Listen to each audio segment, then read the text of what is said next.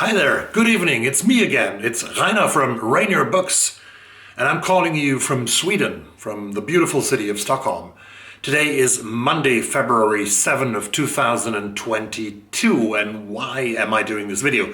I want to give you 4 books today, 4 recommendations. 2 of them I ordered yesterday, and they will arrive in a couple of weeks, a couple of days, maybe in 2 weeks in my mailbox. But I want to give you not recommendations for Black History Month, because many people do that here on BookTube, and they do it in a beautiful way, they do it in a great way. They have curated some great books for you, and I recommend it. If you have seen my Sunday sum up, I recommended you to read Kehinde Andrews' book, The New Age of Empire, which is how racism and colonialism still rule the world. A very provocative book that could be the read for Black History Month. So I don't give you a Black History Month list, but I give you a list today, and this list is about for the Olympic month and for the Ukraine month, so let's get started.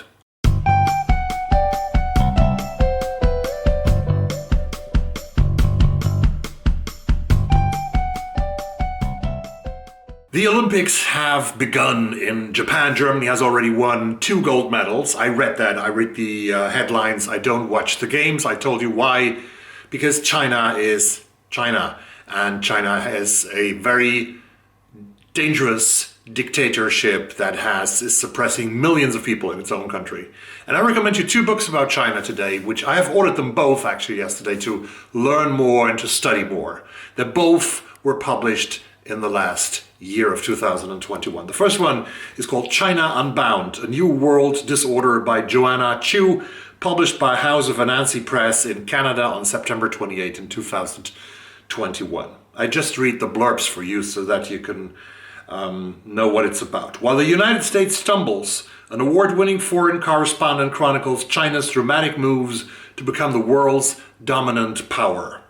As the second largest economy, China is now extending its influence across the globe.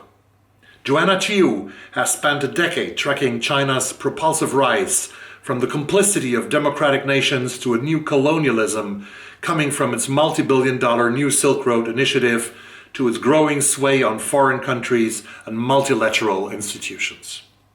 Chiu transports readers to protests in Hong Kong, underground churches in Beijing, and exile Uyghur communities in Turkey, exposing Beijing's use of high-tech police surveillance and aggressive human rights violations against those who challenge its power. With increasingly close ties between authoritarian states, the New World Order documented in China, Unbound lays out the disturbing implications for prosperity and freedom everywhere. Very interesting. I want to read that to educate myself in the Olympic month of February. So this is the Olympic month list. The second book I recommend is called The Perfect Police State, an undercover Odyssey into China's terrifying surveillance dystopia of the future by Geoffrey, Cain, published by Public Affairs on June 29 in 2021. An in-depth, on-the-ground view of how Chinese officials have co-opted technology, infrastructure, and the minds of their people to establish the definite police state. When blocked from facts and truth and constantly under surveillance, most citizens cannot discern between enemy and friend and don't have the information they need to challenge the government. Society quickly breaks down. Friends betray each other, bosses snitch on employees, teachers rat on their students, and children turn on their parents. Everyone must turn to their government for protection, even if the government is not their true protector. This is the perfect police state, and China has created one. In The Perfect Police State, Geoffrey Cain, an Asia-based reporter, recounts his travels and investigations into the multifaceted and comprehensive surveillance network in the western Chinese province of Xinjiang.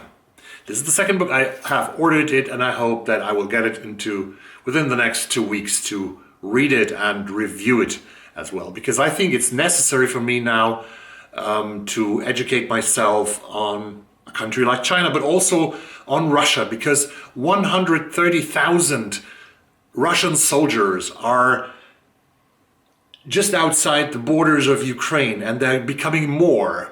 And the risk of an attack on Ukraine is huge. There is already a war in the Ukraine. Russia has annexed Crimea illegally in 2014 and still is there with its soldiers. And they also have annexed parts of eastern Ukraine. 14,000 people have died in this war that is still going on, a low-key war, that's how it is described. And today, as I speak, President Emmanuel Macron of France has traveled to Moscow to talk to President Putin, just to try to get on a dialogue again and to prevent a potential war in Europe. And German Foreign Minister Annalena Baerbock arrived in Ukraine today for new talks supporting the Ukrainians, and German Chancellor Olaf Scholz went to Washington, D.C. to speak to President Joe Biden about the crisis and about the cooperation between Germany and the United States. So 2 books about Russia, which is really in a pretty tough mood right now. Putin's People, How the KGB Took Back Russia and Then Took on the West by Catherine Benton, published by William Collins on April 2 in 2020. Her much-awaited book is the best and most important on modern Russia. The Times has written that. A chilling and revelatory expose of the KGB's renaissance, Putin's rise to power, and how Russian black cash is subverting the world. In Putin's People, former Moscow correspondent and investigative journalist Catherine Belton reveals the untold story of how Vladimir Putin and his entourage of KGB men seized power in Russia and built a new league of oligarchs. Through exclusive interviews with key inside players, Belton tells how Putin's people conducted their relentless seizure of private companies, took over the economy, siphoned billions, blurred the lines between organized crime and political power to extend influence in the West. In a story that ranges from Moscow to London, from Switzerland to Trump's America, Putin's People is a gripping and terrifying account of how hopes for the new Russia went astray, with stark consequences for its inhabitants and increasingly the world. A fearless, fascinating account, reads like a John le Carré novel at times. That's Catherine Benton's Putin's People. And I was in Russia in 1992 and 1993. I lived there for 6 months. I made a lot of friends. I loved it. And when I was there, you know, people were singing the song of the Scorpions. And this goes, the older between you will know it.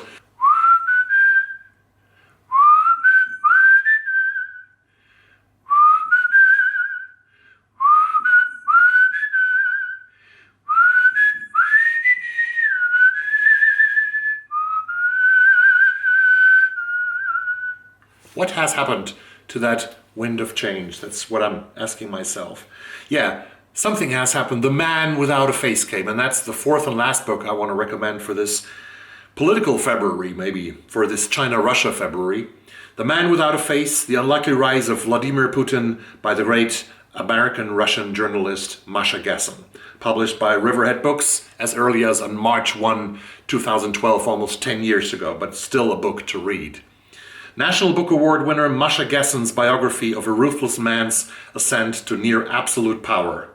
In a country where journalists critical of the government have a way of meeting untimely deaths, Masha Gessen has shown remarkable courage in researching and writing this unflinching indictment of the most powerful man in Russia.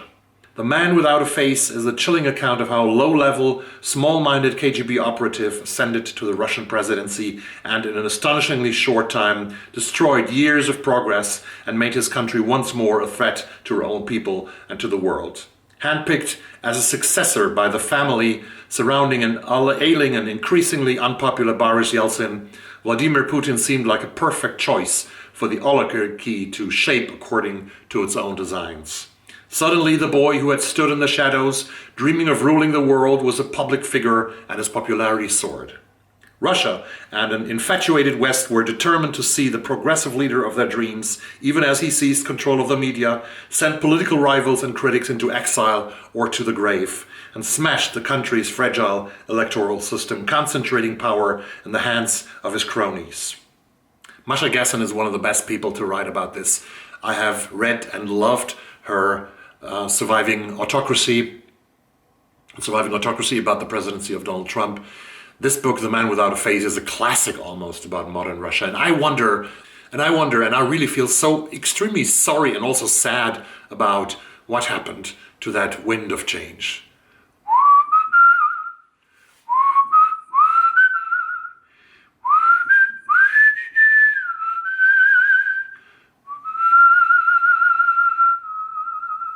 when we had the dream, the fantasy that we could be friends all over the world. And now we are in a really tough situation with one country trying to be the number one power in the world and another country standing on the edge of Ukraine. And I just don't understand it anymore. But we have 4 books to educate ourselves, so let's read them in the month of February. I hope that you are interested in these topics too, that you might pick up 1 or 2 or 3 of them, and I hope to see you very soon. Thank you very much for watching. Bye-bye.